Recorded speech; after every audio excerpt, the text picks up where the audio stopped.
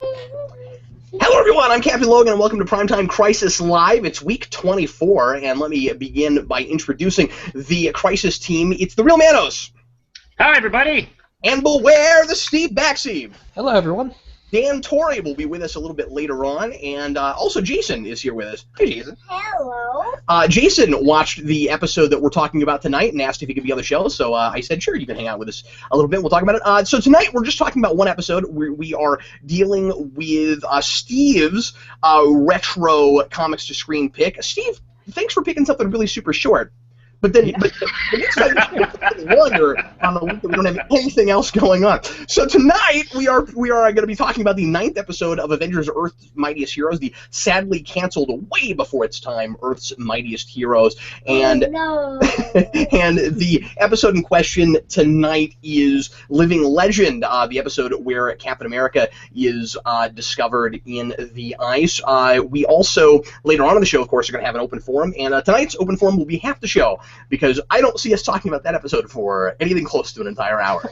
And if you've never joined us before on Primetime Crisis Live, welcome. What we usually do here is we talk about brand new shows, brand new superhero and comic book shows, but through the summer we're doing this really fun retro comics to screen thing. Guys, I've been learning so much, especially about the year 1978. Yeah. The 70s was a pretty big era for superheroes on TV and film, and the late 70s definitely, they were kind of all over the place. So yeah, it was a really cool time.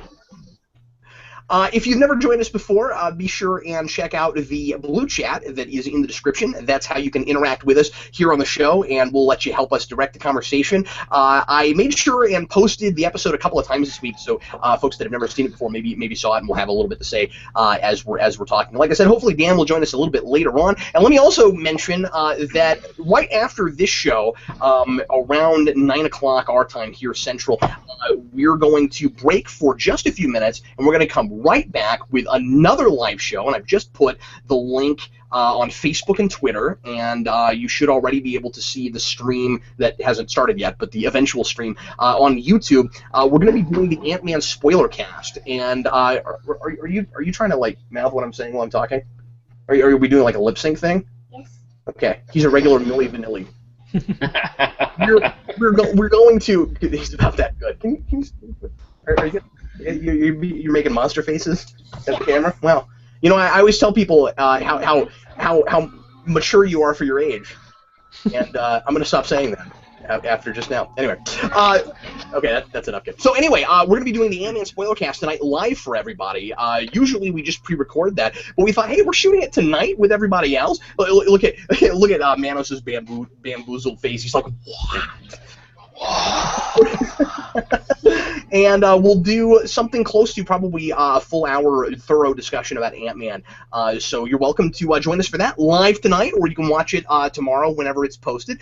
And we'll let you folks once again help us direct the discussion, and you might get to say your piece on our show in text. So lots of fun stuff going on here on Geekvolution tonight, and feel free to hang out with us for the next couple of hours. Let's go ahead right now, shall we, and get into Earth's Mightiest Heroes. The episode, once again, is Living Legend, and we want to start with Steve as always, or not. We don't always start with Steve, but we always start with the person who picked the thing. We always start with Steve because Steve is so interesting that we got to get his stuff out of the way so he can show us up right away, because we know that's going to happen. And Steve, would you please tell us why you chose this episode and a little bit about things that you like about it? Go ahead. All right, so I wanted to pick an episode of Earth's Mightiest Heroes eventually because it is such a good show. Biggest problem with doing it in this format is it's very story driven. You have to watch like 5 or 6 episodes in succession to really get the impact of everything. And even then, it's almost better to watch like the whole series at once. It's a really great long form story. So to kind of get the best representation of it, I had to pick something early on, and that happened to be Living Legend. And I wanted to pick Captain America specifically because I just finished reading the first 3 volumes of Essential Captain America, which chronicles the Steranko stuff, the Jack Kirby stuff, the Stan Lee stuff, and the start of the Steve Englehart stuff. And this episode adapts quite a bit of that in random places. and it's actually really interesting that it maintains some of the best stuff about those comics, especially because it seems like Captain America was a very ahead of its time character, especially when talking about like feminism and talking about post-traumatic stress and dealing with issues of identity in comics. It's fascinating how ahead of its time it was. And I really do love this episode. It's one of my favorites of the season. Or of the series actually. It's very simple, but it does a lot of good setup stuff. In the very beginning, we get that line from Thor that says, "You should rely on your eyes before you rely on science," and that's actually something that carries through the entire series. This theme of magic versus technology goes through the entire show. You get stuff in this episode that sets up the Masters of Evil. This episode is a direct result of something that happened in the previous episode with the Hulk, who ran away, who didn't want to be on a team that felt like they had to watch him constantly. And it's really great because you can watch it out of that context, but even within the context, you can appreciate how interwoven all of it is. My favorite thing about this show right off the bat is the voice acting. There's lots of bad voice actors throughout the run. I really don't like the guy that plays Iron Man at all. But the guy who plays Captain America is absolutely perfect. So much so that when I read comics, I hear Brian Bloom's voice every time I read Captain America. He's just perfect at encapsulating everything that character stands for in his voice. So I really enjoy this episode. What did you guys think? Well, why don't we start with Jason? Jason, what was your favorite thing about this episode? My favorite thing about this episode was the creepy monsters that look like Clayface. Yeah, the creepy monsters do sort of look like Clayface. I think the monster things are a really good demonstration of just how great the animation is in this show. I was impressed. I haven't watched this in a while, and I've never watched the whole run. I was kind of watching it casually a few years ago while I was doing something else and never finished it. But the action in this is really thrilling, and it's like Steve was saying, it really calls back to Silver Age. But it's really kind of neat to see that realized in a more modern context and with really super fluid animation. Reminds me a lot of some Bruce Timm stuff, but is also a lot more detailed than that, and not so with the jagged faces and stuff like that. What do you think about it, Manos? I enjoyed this episode quite a bit. I was pretty taken with the series when it came on, but to be honest, I didn't really get to watch. I only got to watch really a handful of episodes. I only watched it sporadically just because of my scheduling. And I did notice that it did feel a lot like sort of a Bruce Timm take on the Marvel Universe and the Avengers, and I think very wisely learned a lot of lessons from his approach on Batman, Superman, and Justice League, and I think applied them really well. And this is the first time I've seen this episode, actually. I haven't had a chance to watch the Captain America one, and I was a little surprised, like wow, this episode, he joins the Avengers in episode 9. I was kind of impressed with how patient this show was with its setup, and almost in an anime kind of way, like slowly piecing together the cast and the series for the first few episodes instead of having them all together in the first episode and explain a whole bunch of stuff at once. I really enjoyed the fact. So actually, I went back and started watching the first few episodes, and everybody had like an introductory episode, with Iron Man and Thor and so on and so forth. And I really appreciated the way it took its time to kind of explain the universe and sort of build sort of the story arc. And I would have to agree. First off, I have to agree with the voice acting. I think the actor chosen for Tony Stark is just miscast. I think he does a good job capturing that kind of Robert Downiness, which I know was very hard for. I mean, this show only started a couple of years after the first Iron Man, so it's very Iron Man-ish. Yeah, this was pre-Avengers. Yeah, and so the show kind of did a good job imagining what the Avengers film would be. I think it came pretty close. I just think that the voice actor for him, I don't remember his name, but I don't know. He captures the spirit, but I don't think he sounds right. Well, here's my thing about it. I actually somewhat disagree with that, and would go the opposite way. I don't like the voice either, but it's for exactly the opposite of what you're saying. So I think it's interesting that I think he sounds a lot like Robert Downey, but he's not snarky enough for that to make any sense. Or at least in this episode we watched, because like I said, it's been a while since I've watched this, and I did not go back. Yeah. I did not take the time to go back and watch any more of this. But I remember thinking that when I first watched it too, that I was like, okay, so they're doing a lot of movie stuff. You know, they've got a Samuel L. Jackson looking Nick Fury in the show, and they're trying to do movie stuff, but then they've got a Tony Stark who seems a lot more like old school comic book Tony Stark, and he's not really all that snarky or arrogant. Maybe they play with the arrogance later, or maybe they make that a plot point, but they never really acts like that very much. One of the things that really threw me for a loop watching this, because I've gotten so used to the dynamic of those two characters in the Marvel Cinematic Universe and even in the comics these days, and find myself analyzing it a lot, that Iron Man is almost like the Agent Coulson in the show, in this episode, when Captain America shows up and freaking out about how important Captain America is to him, and that he knew my dad, and I grew up seeing him as my hero, and all of that stuff, and the differences in their ideology and stuff don't come up at all at the beginning of this. The only thing Captain America really has a beef with anybody is, I think you guys are Hydra, and then after a while, oh, I guess you're not, because of empirical evidence. They do that really kind of typically, and it's fun to watch, but that really kind of typical, we got to have everybody fight for a little bit before he can be part of the team and they can be friends. So it goes a really long time before he finally buys it. He's like, this is a very, and I like how he's even like, this is a very elaborate seeming scheme. I'm not sure why you people would do this, but you must be Hydra. And this is a little bit of a dense Captain America, but at first he sort of seems that way. But I think they pulled themselves out of that. At first I was like, I don't know about this. Captain America seems a little bit like, I sympathize with the fact that he's a man at a time, and he doesn't want to accept this, and maybe he even has reason to believe, because he's crazy and they'll go that far. In the movies, S.H.I.E.L.D. goes that far. So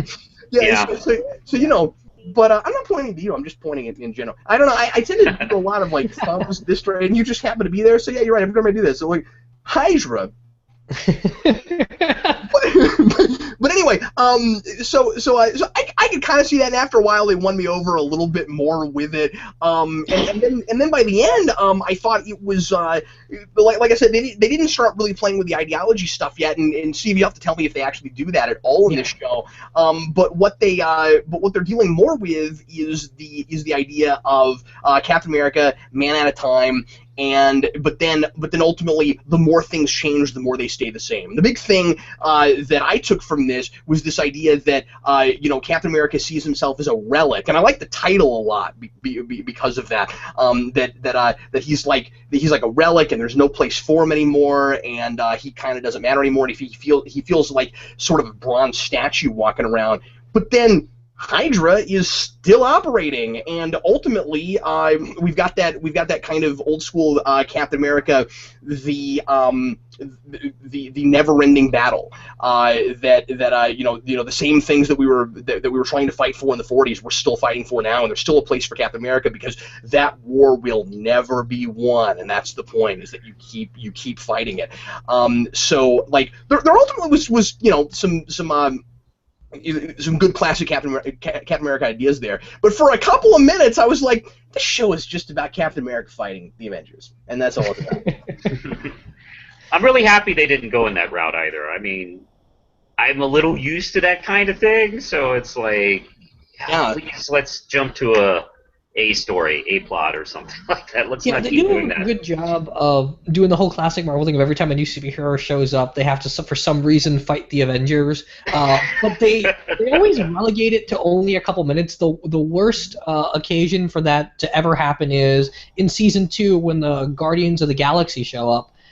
And this is pre-movie, so they're exactly like their comic book counterparts as opposed to what you'd get in the film universe. But when you get the Guardians of the Galaxy, their fight goes a little bit too long. That whole episode is just not that great. It's called Michael Korvac. But aside from that one instance, this whole show does a really good job of balancing how the Avengers handle other superheroes and how they morph into it. And you'll see that with every episode, the more Avengers that join the team, the more Avengers you'll see in the intro. And every time an Avenger quits, they'll be absent from the intro. And they actually It's like Power Rangers every episode. Yeah, it's exactly like Power Rangers. It's kind of awesome in that way. You go back to Green Ranger Saga, the second episode, Tommy is already in the title sequence, and he's not even supposed to be main cast yet, you think, watching it. Yeah, they do stuff like that all the time. No, it's nothing like this. No, you're wrong. Steve, in this, I gotta ask you, in this show, do Tony Stark and Steve Rogers ever have that ideological butting head stuff? Yeah, I was going to mention that because in regards to Tony Stark, the worst thing about this show in my mind is they give every character their own entire story arc to go through, except Iron Man. Iron Man is always just kind of the conceit for things to happen, and they rob Tony Stark moments and give them to other characters in the show. Weird. But even so, there's actually a really good three-parter. It's one of my favorites in the whole season called The Man Who Stole Tomorrow, Come the Conqueror, and the Kang Dynasty, which is essentially Kang coming back from the future and trying to wipe out Captain America. And when he does that, the whole three-parter has to do with Captain America being a person that's about trusting the way humanity's built the way it is, and Tony Stark being a guy that says that we're flawed and we need to keep fixing ourselves. And aside from that three-parter, they don't explore it too much, but it's actually handled in really great detail there, and they're friends from the beginning to the end, so they don't feel the need to make them antagonists for the show. So, hi, Dan. Hey, everybody.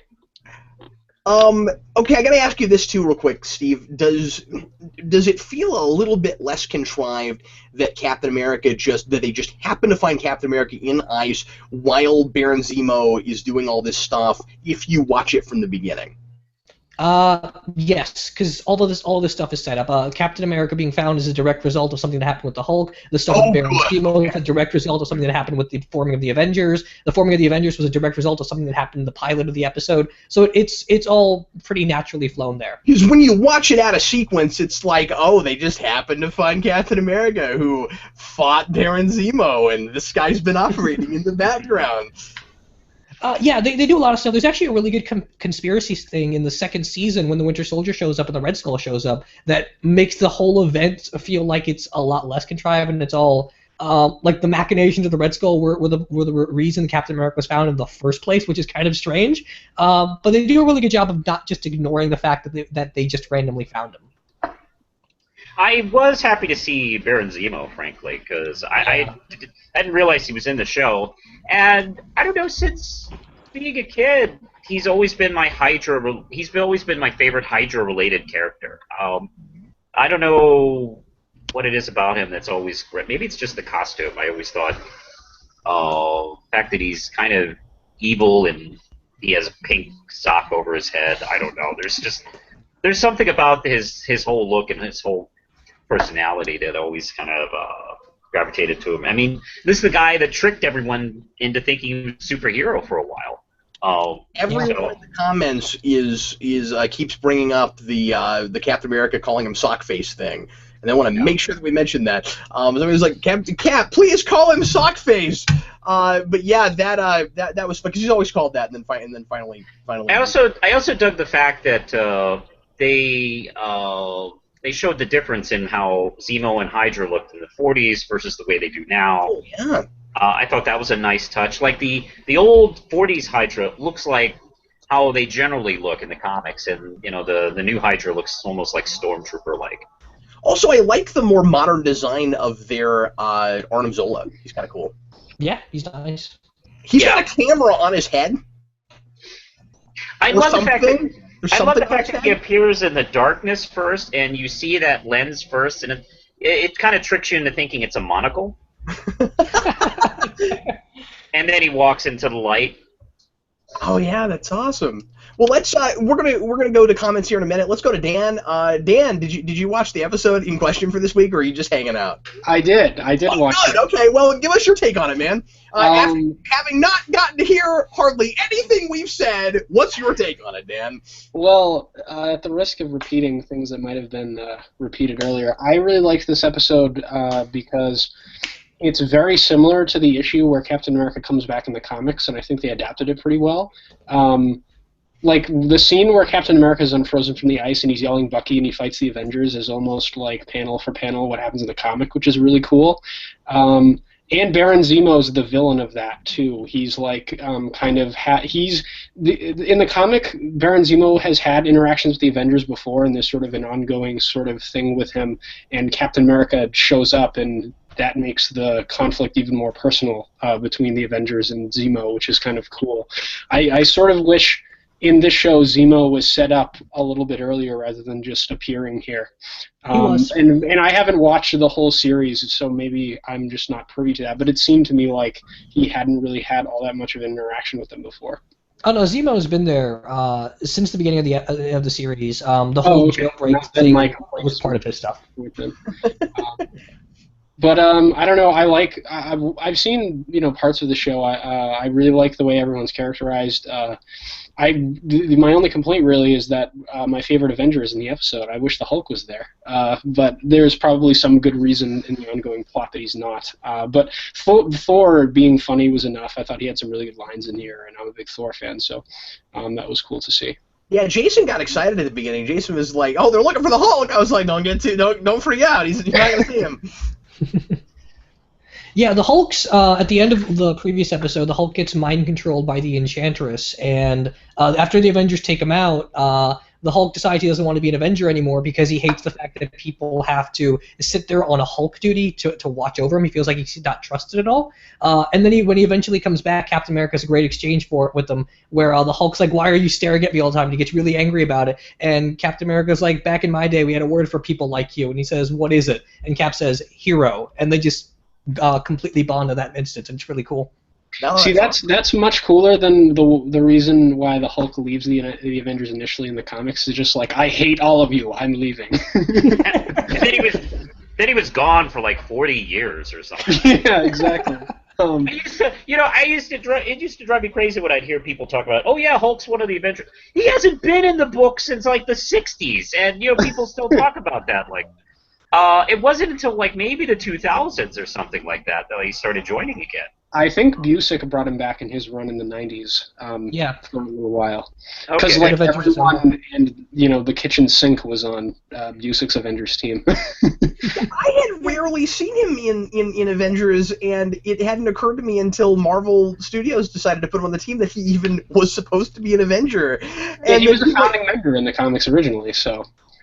It was like, "Oh yes, of course, Hulk's an Avenger," and I was like, "Okay, look, I didn't read that stuff, and I wasn't around in the 60s, and I just never got a chance to see it." And like I would talk to people and be like, "Oh man, you need to learn your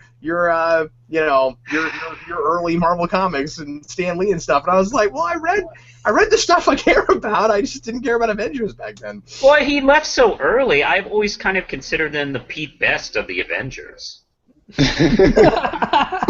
Let's go to some comments. Rocket says, "Yeah, this Tony is actually a pretty nice guy." Yeah, he is kind of a nice guy. And that's the problem. Johnny Torch, I really like that they pretty much touched on all the important Avengers stories during the series. Would you agree with that, Steve? Even though they only got a couple seasons and they didn't get to keep going?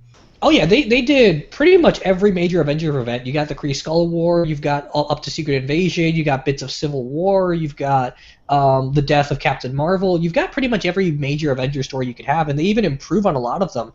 Like at the end of Secret Invasion, when Iron Man shows up in his classic armor for absolutely no reason, they actually built in an interesting ideological and character motivation for why Captain America shows up in his old costume at the end of Secret Invasion in this show. Mm-hmm. Oh wow! I need to finally just make myself watch this show. Then that sounds like fun. Johnny Torch, it reminded me of Rocky III. Hey, it's a statue of me. I think Iron Man should just wear his classic armor all the time because that's clearly the best costume he's ever had.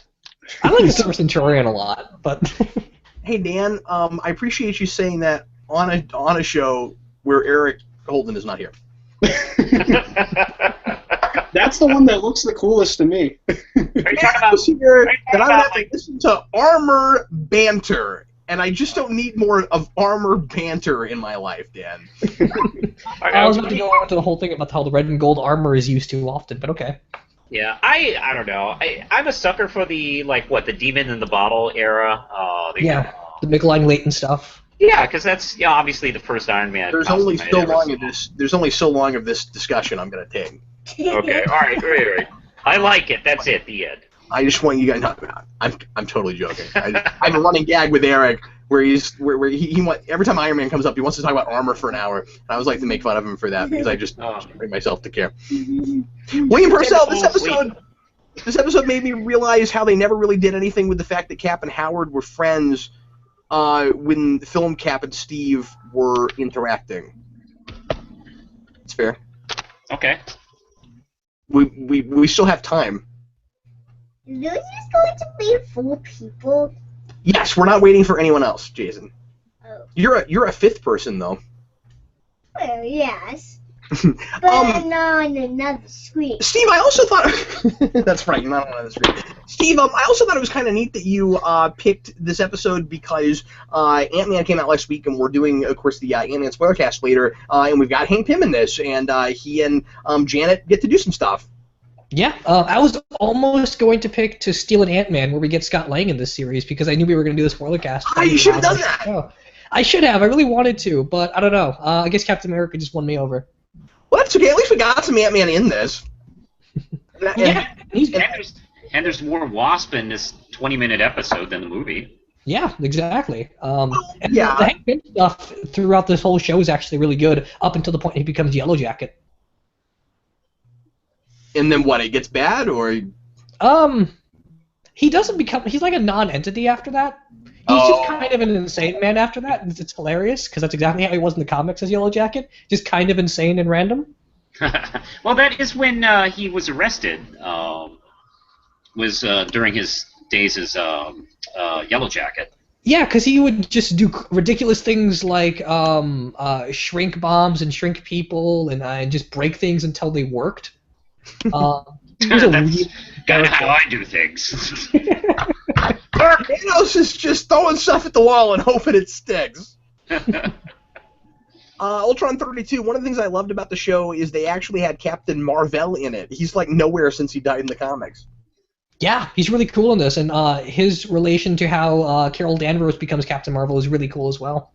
Mm-hmm. Yeah, the death of Captain Marvel is one of the classic Avengers stories, so I'm glad that he was included too.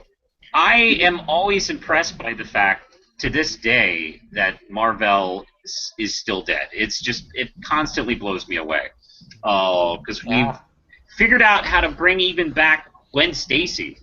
Which, the one that died is still the one that died, but it's like, hey, we got another one from a pocket universe. Let's have that character.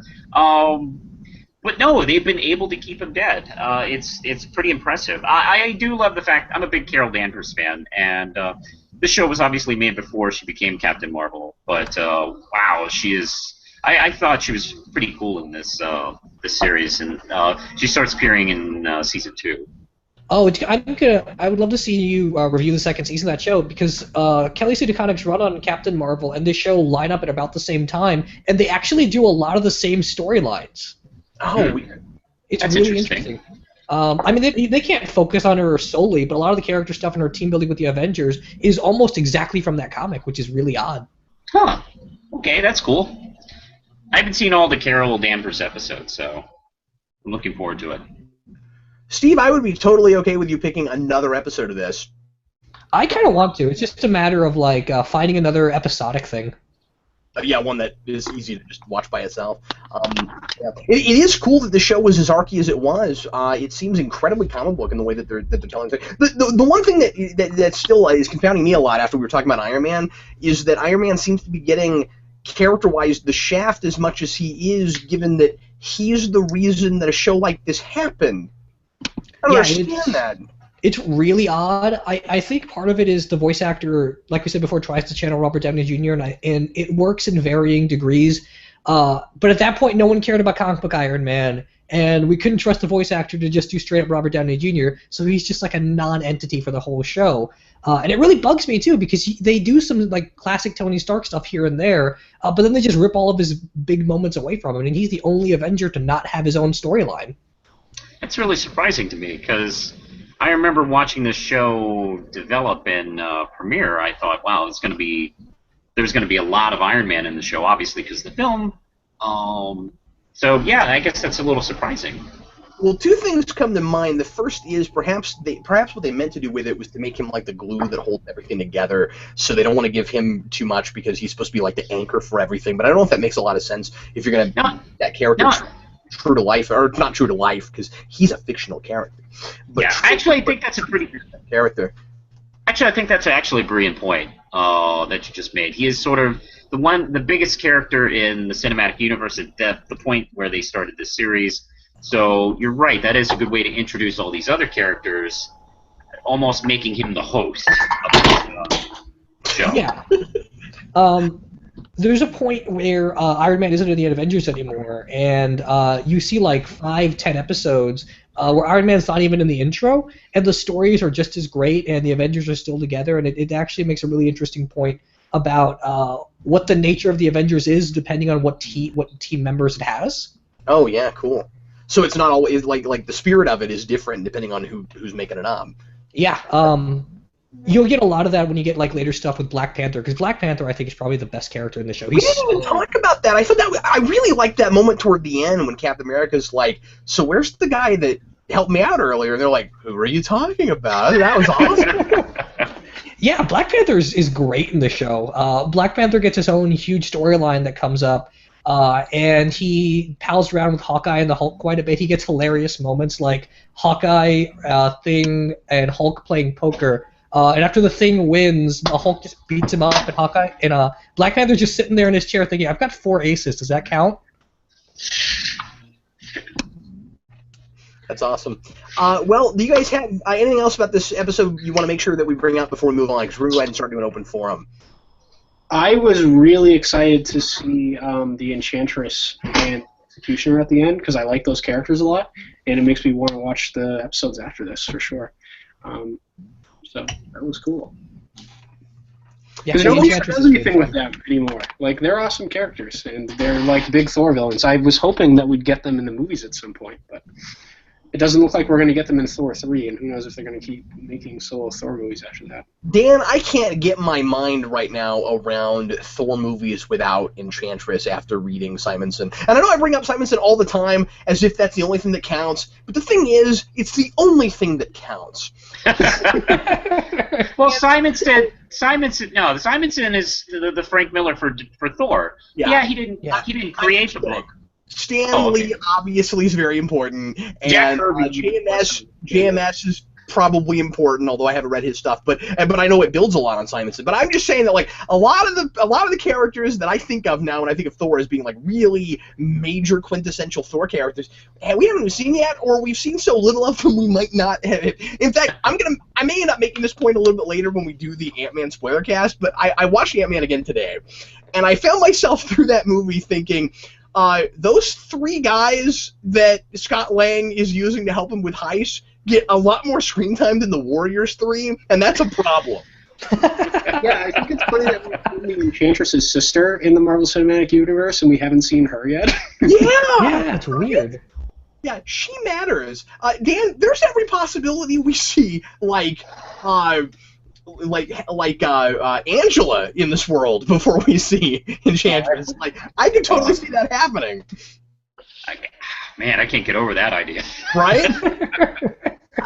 If she doesn't show up in Guardians 2, I'll be a little surprised because she's everywhere in the comics right now. But yeah, I mean, I don't know. I don't think the Guardians team in the movies will necessarily reflect the one in the comics right now, because Venom's a Guardian of the Galaxy right now too, and you're right, is the new Star Lady. So I don't think that's going to happen in the movies. No, I don't think it is either, and I don't think they're necessarily going to start adding members. But I could see her popping in and maybe being a pseudo. Half villain, half helping them kind of thing. And also we've got that thing, of course, where I don't know why we're talking about this, but also we've got that thing, of course, where they're trying to include as many major female characters as they can because they think there aren't very many, and so they're trying to use everyone they think they're thinking of. But then there's people they don't think of. So I'm just saying that I can see Angela show up just because she's a girl. That's all I'm saying. And don't forget she was created by Neil Gaiman. That carries a. I'm just saying because she's a heroic character now. I mean like that makes me think that they're well, she's still sort of an anti-hero, but you know what I mean. And that's why they might do her before Enchantress, because Enchantress is a bad guy. But they should do Enchantress because she's awesome. She is awesome. Well, DC's got their Enchantress coming out in film next year, so we'll see if that deters Marvel at all or not. Oh no, they probably will after that. They'll be like, oh no, you guys can't have a character named that, and we know. Yeah.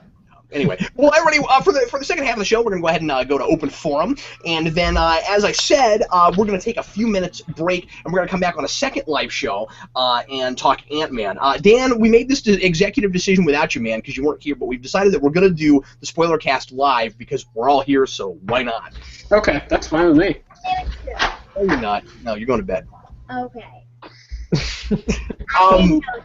In fact, while we're waiting for the while we're waiting for some questions to come up for open forum. By the way, if you've never done this with us before, we'll talk about anything you'd like us to. We'll answer as many questions as we can. Right? I promise that we'll answer every question. Anything comics to screen is pretty much what we ask for. Superhero comic book stuff that has to do with screen adaptation. And we may answer a little bit of comic book stuff here and there too if you want to ask about recent comic stuff. Jason, since you're probably not going to be able to be on the live show because you do have to go to bed here in a little bit, why don't you real quick, because you just saw it, what did you think of the Ant-Man? It was good. I liked the villain. You like the villain? Yeah. Well, you're the only one, because that's the big thing everybody complains about. You like the villain? Why did you like the villain? Because sometimes I don't know why Yellow Jacket doesn't even wear a jacket. Because he's named after a jacket. All right, I'm a lot more glad that I did that now than I was a couple minutes ago. A yellow jacket is a kind of insect. Oh. It also doesn't wear a jacket. Yellow. Yeah, a jacket. You didn't listen to anything I just said, did you? Well, yeah. Anyway, all right, well, let's go ahead and start answering some questions, shall we? Free Wheelie. I love that. That's hilarious. Free Wheelie. Hey, Cap, Dan, Steve, and Manos. That be us. Has there ever been a comic book adaptation where afterwards you wanted to read up more on that character? That's a great question. I had that the first time I read anything Daredevil. I guess it was more. I did this a lot with movies, certainly. When I saw the Daredevil movie, I went, oh God, I got to read everything Daredevil I can get my hands on. Suddenly that was a character I really cared about. But but what do you guys think? Comic arcs where you read something with a character and you went, I got to read more about that character. Manos, you got anything? I'm trying to think. Like what? A film adaptation that got you interested? No, in like a comic. Like your. Oh, I guess it did say adaptation, didn't it? Okay, well, I just answered the question thinking I was not answering the question. Yeah. Okay, so an adaptation. So you saw a movie and then you went, oh God, for me the big two were Daredevil and Silver Surfer. I became a much bigger Silver Surfer fan after Rise of Silver Surfer, which sounds ridiculous because it's not a great movie, but. I always loved Galactus, but I hadn't really seen a lot with Silver Surfer, and that made me want to go back and read more Silver Surfer. It's totally fine. The film isn't great, obviously, but Silver Surfer is pretty cool in that movie. My answer would definitely be the Question from the Justice League animated series. That's great, yeah. I actually went out and bought the first two trades of Denny O'Neil's run in the late 80s, just because of his appearances in Justice League Unlimited. I thought he was just like... I was very impressed with the character. Dan, do you have anything like that? Yeah, I mean, going back to when I was a kid, there's the obvious things like, the Hulk television show was the first superhero thing I'd ever seen, so that kind of piqued my interest in the genre and that type of character in general, and I wanted to read Hulk comics. But I think the thing that made me interested in Doctor Strange was his appearances on the 90s Spider-Man cartoon, and that episode's really cool because it's an adaptation of the annual, the second Spider-Man annual that Steve Ditko and Stan Lee did, and it's a big crossover between those two characters, which is awesome because Steve Ditko was a big part of creating both those characters. So it was cool to see them cross over and see that story adapted looking back on it. And I suppose that happened with Daredevil too. That was the first time I was ever exposed to that character, and he's like one of my favorite things now. Yeah, I mean, most of these characters I was exposed to in adaptations before the comic books. I kind of sought all the characters out in the comics after seeing them in some other thing. I didn't start with the comics for any of them, really. So I can say that about all of the characters I'm interested in. Yeah, and that's normal for most people now, right? I mean, like Dan, you and I grew up in a day and age where we were starting to get a lot of these comic adaptations, but kids growing up now, they're inundated with it. I just sat next to like a 70-year-old lady watching an Ant-Man movie. Like the world got weird at some point. So I think that's probably true for a lot of people. Steve, who do you have? Well, the DC animated universe made me really interested in Aquaman. The moment I saw that, I went out and bought all the Peter David Aquaman stuff, which is still some of the best comics ever written. But that universe also introduced me to Deadshot when he showed up in a couple episodes of it, in an Aquaman episode, actually. And I remember thinking, this guy has the coolest costume ever.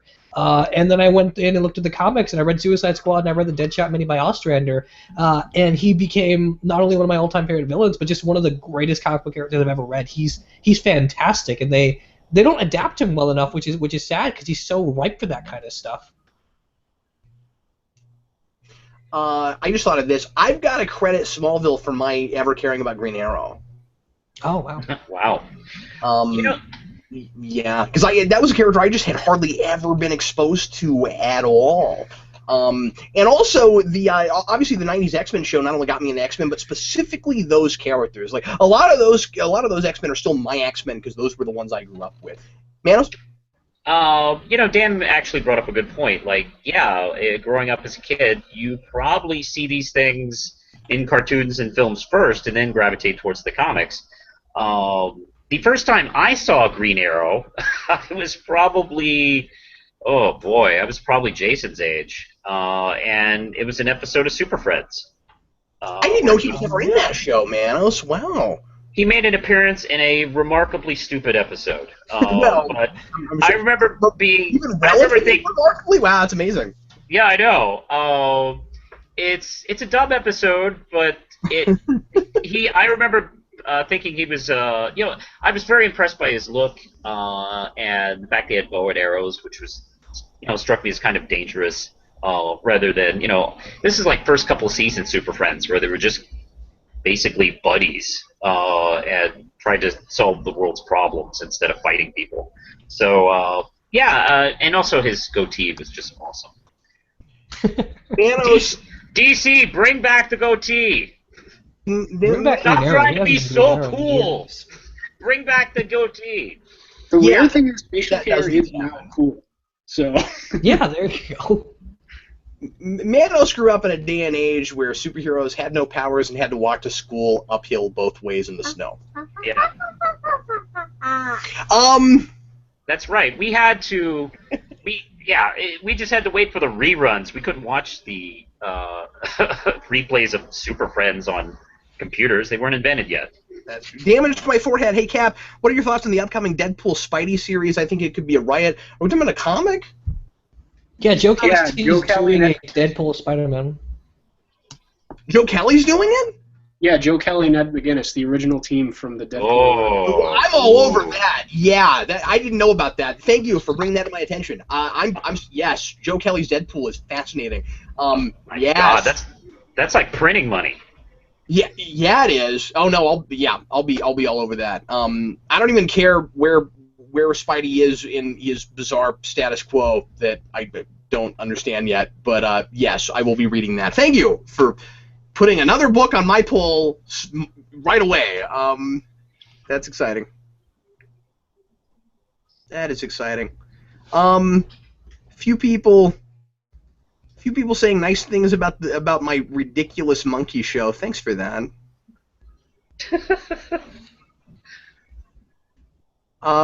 Let's see. William Parcell, what do you think of the Joker tattoos?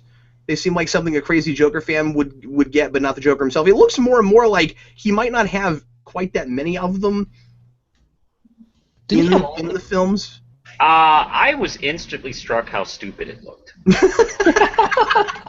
I just don't like it. It kind of reminds me a little bit of what Grant Morrison would do with him, so I guess I'm more and more okay with it, especially because I can forgive a stupid look for Jared Leto playing the Joker. Well, the thing is, I like Jared Leto, and I think he was a good casting choice, but just, man, I mean, could it just be anywhere else besides his forehead, the thing you look at the most? It's just the dumbest. I don't know. And also it says damage too. It's like, okay, I get it. He's a crazy guy and he's against establishment. Okay, no, it's not good. It's not. Let me ask you a question, Manos. Would you like it better? You know, because I like a Joker who's like manic, insane, and funny. Would you have liked that tattoo better if it said "This space for rent"? Because I think that might have done it for me. Like, maybe. I don't know. How about no tattoo on his forehead? I'm kidding, Manos. I know you are, but I mean, it's just. I'm gonna get that tattoo. I dare you. No, I'm not. This is a good question. William Purcell, were you disappointed that they killed off Ben Urich in the Netflix series? Spoiler alert. I was hoping to see a miniseries based on the Marvel's comic miniseries. See, okay, so I hate people with good ideas sometimes because the Ben Urich thing was appropriate where it happened, and I was disappointed in the way I think I was supposed to be because they made me really invested in that series or in that character.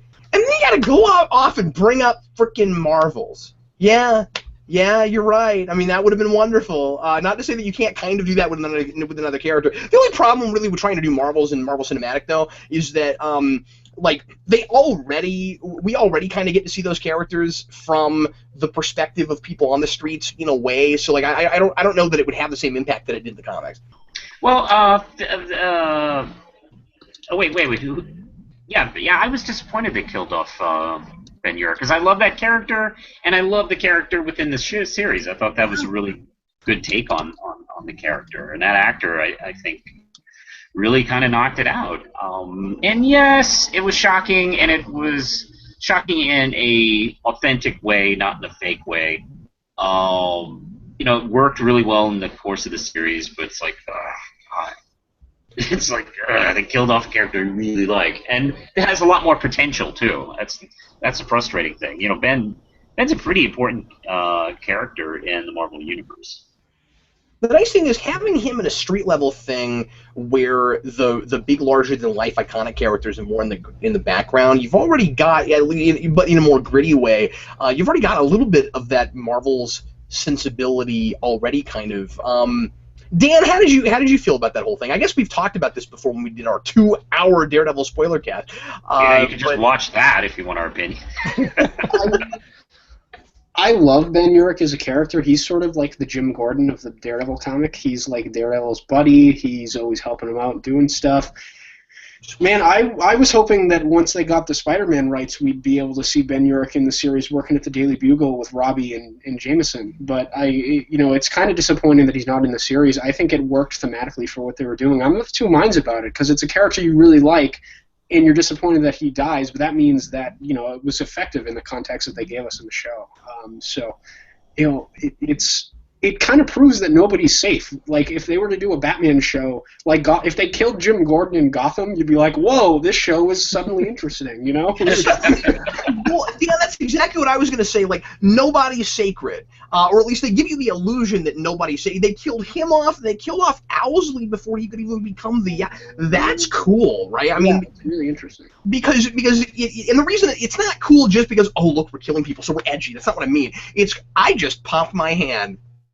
It's cool because it's story driven, because it's not they're not sitting there saying who's going to make it and who's not and outlining it on a board. They're letting characters and the consequences of their actions actually drive the show. Jason's going to go to bed, so everybody say bye to Jason. Bye. Bye.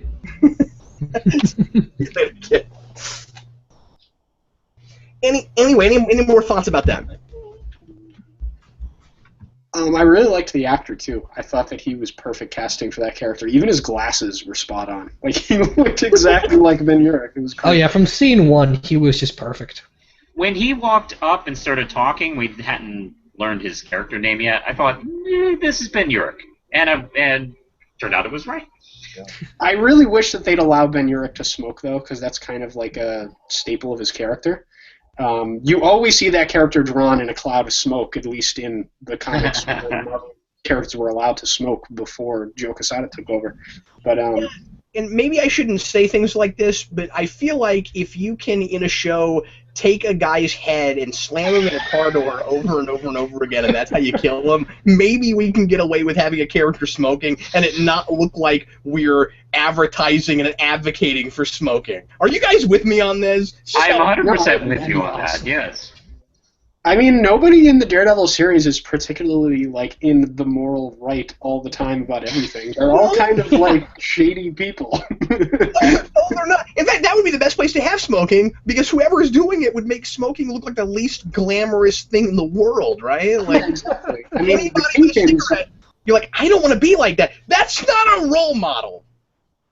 Yeah, exactly. I mean, one of the best panels or sequence of panels in Frank Miller's run that he talks about all the time is when he has the Kingpin light up a cigarette for the first time in his cigarette holder, and that's how he kind of made him into a Frank Miller character. I wish we were able to have that moment in the series, but the Kingpin's cool enough that I guess I'm not all that disappointed, but it does make me wish that we could do that. William Parcell mentions that there's a reference about that he quit smoking from his wife. I think that did happen. Yes, it did. But I don't know why they felt the need to do that. I think that's maybe a bone thrown to the fans. Maybe, like, hey, this guy used to smoke. That's the best we can do. I love this question. I love it, and I'm gonna have Steve field it first. Steve, how can this is from Carl Maxey? How can the Marvel heroes hate the Punisher, but they have no problem working with Wolverine? That's a good question. That's really similar to the Bat Family thing of Batman thinks Huntress is too extreme for her, but he's okay with Jason Todd and Damian no matter what. I think the best way to address that is the Punisher is always kind of doing it for revenge and for joy. Like, the big thing with all of the Punisher's character arcs and all the big comics is there's a line between he's doing it purely out of vengeance or his family is dead and so that's an excuse for him to just have fun murdering people. And so that's a very different line than Wolverine killing but still having a moral compass and there's no pleasure in it. Like, Wolverine's never going around and sawing people in half and then smiling about it, the way Punisher can sometimes. Wolverine makes it look dirty in the way the Punisher doesn't. That is exactly right. That is that was wonderfully eloquent, man. Good job. Wow. Okay. I think the thing about Wolverine, especially now, too, is I think Jason Aaron, well, he's dead now, but Wolverine, before he was killed, Jason Aaron had brought him to a place over the course of his run with Weapon X and his writing on the solo Wolverine title. Excellent run. If you guys haven't checked out Jason Aaron's Wolverine, it's really good. But what he does is he basically kind of takes the character and reforms him. He becomes a much better person that has even more of a distinct moral code than he ever had before. And I liked that book a lot because Wolverine changed over the course of the issues. Jason Aaron changed him into a different person where, I don't necessarily think the idea of making him the head of the X-Men sounds like a good idea if you take the character that Chris Claremont was writing, but they evolved Wolverine to a place where it was a good idea, and I thought it made sense in the context of the story they were telling. So I think at least Wolverine around the time just before he was killed was a good choice to be on the Avengers. Well, yeah, I completely agree with this train of thought. Wolverine, even during his more dangerous times, was a soldier. He was a warrior. The Punisher is a murderer. That's the difference. I know in the large context of it, it may not sound like a huge difference, but it is. Killing in the heat of battle is different than plotting and planning to go kill specific people.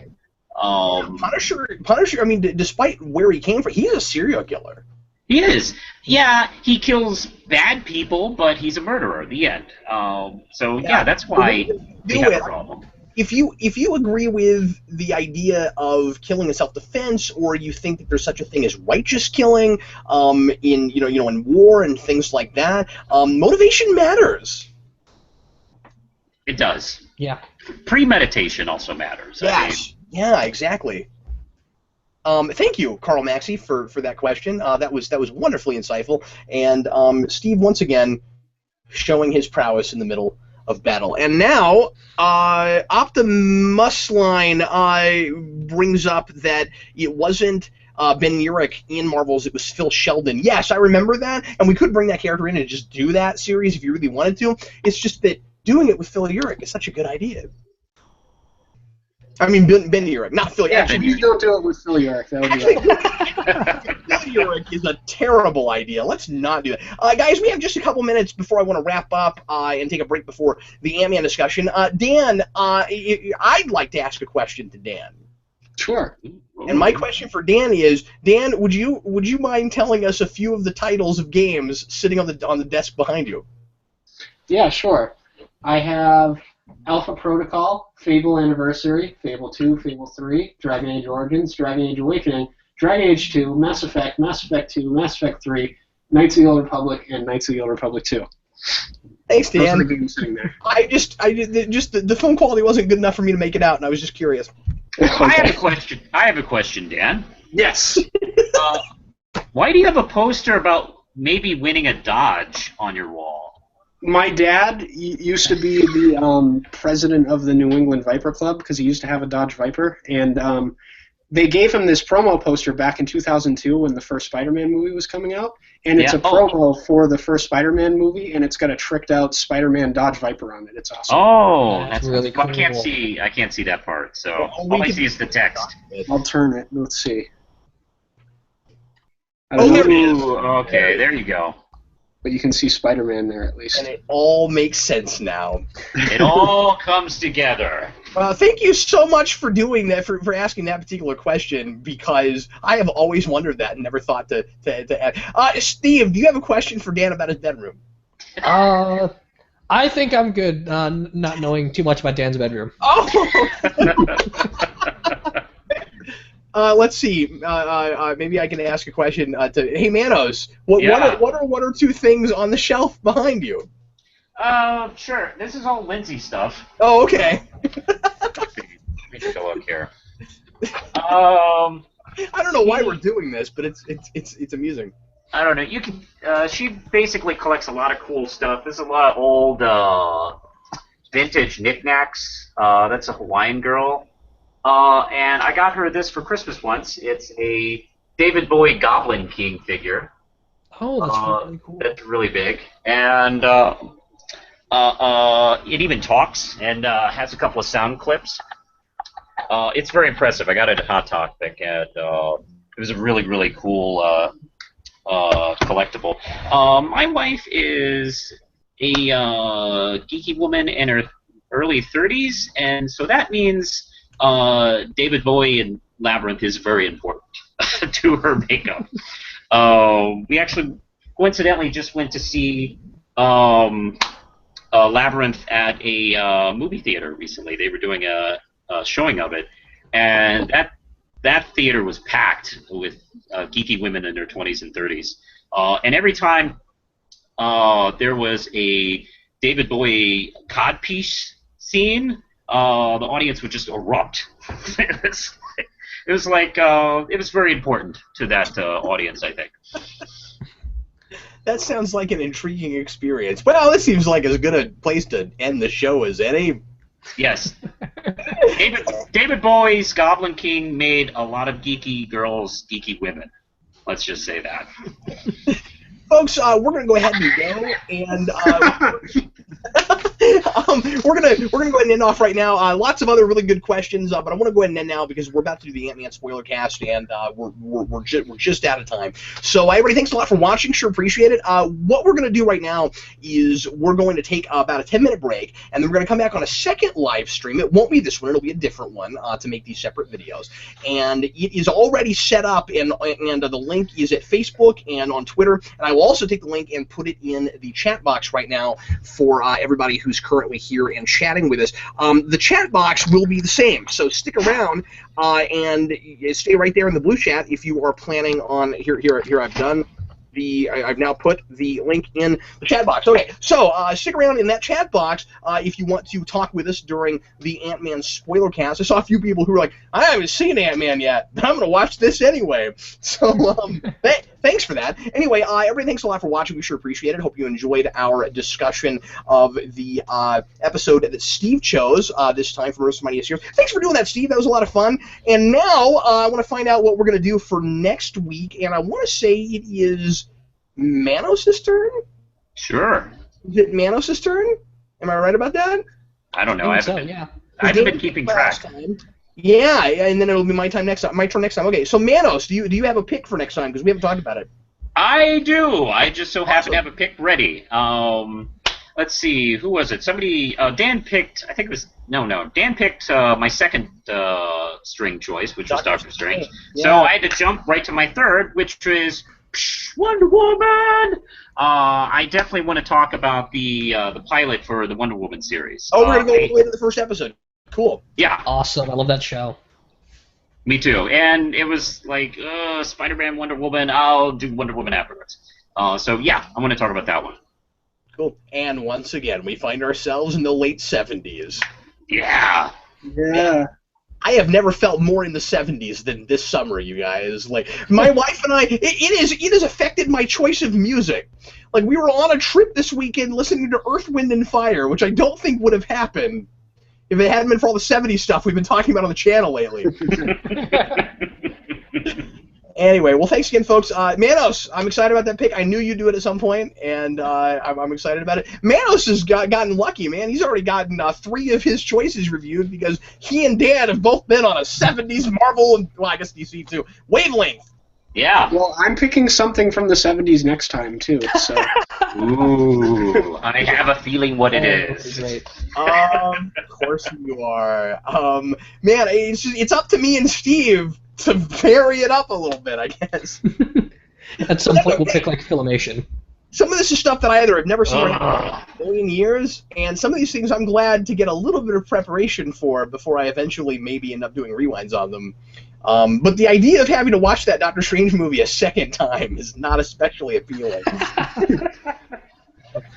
Anyway, all right, thanks, folks. Sure appreciate it. And if you are going to stick around and watch us talk about Ant-Man, just give us 10 minutes, and we'll be right back on the other stream. So thanks for watching. I'm Captain Logan, and this is Spider Dan Torrey. Bye, everybody. Beware the Steve Baxi. See you, everyone. And the Real Manos, the Fresh Maker. That's me. See you, folks.